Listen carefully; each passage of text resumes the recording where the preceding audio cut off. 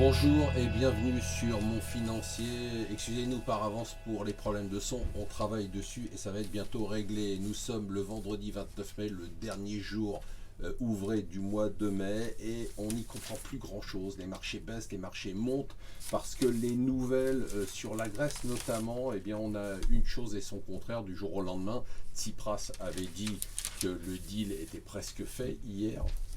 C'est le FMI et Christine Lagarde notamment qui dit bah écoutez, finalement le Grexit c'est pas une catastrophe et si on doit y aller, on ira. Alors est-ce que ce sont des postures de négociation avant la signature d'un deal? Ce qui me fait un peu peur, c'est que je pense qu'il va y avoir un accord malheureusement et que cet accord va nous faire perdre encore des dizaines de milliards d'euros à fond totalement perdu. Alors ce qui secoue bien évidemment encore la presse, hein, entre autres, mais surtout le monde du football, ce sont le scandale de la FIFA. Alors le Financial Times dévoile ce matin que Nike serait dans la tourmente puisque Nike aurait notamment payé des pots de vin au Brésil pour obtenir un contrat de 10 ans. Enfin, ce truc-là va faire énormément de mal.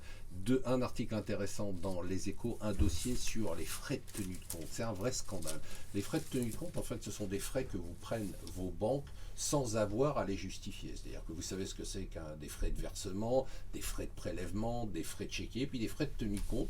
C'est une sorte de truc opaque qui n'arrête pas d'augmenter et les Échos nous disent 74% des banques en prennent et ce nombre est en train d'augmenter. C'est un scandale absolument incroyable.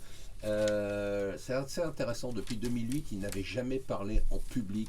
C'est Dick Fuld, l'ancien patron de Lehman, qui, alors c'est assez étonnant, revient en disant bah, finalement j'ai rien à dire, moi c'était pas de ma faute, c'était de la faute du gouvernement. On voit qu'il n'a pas changé.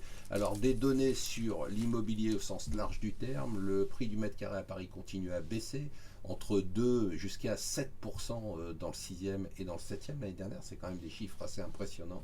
Par contre, intéressant, le prix des vignes, lui, continue à augmenter. Si vous voulez un hectare de vigne en Bourgogne, ça vous coûtera la bagatelle de 4 millions d'euros.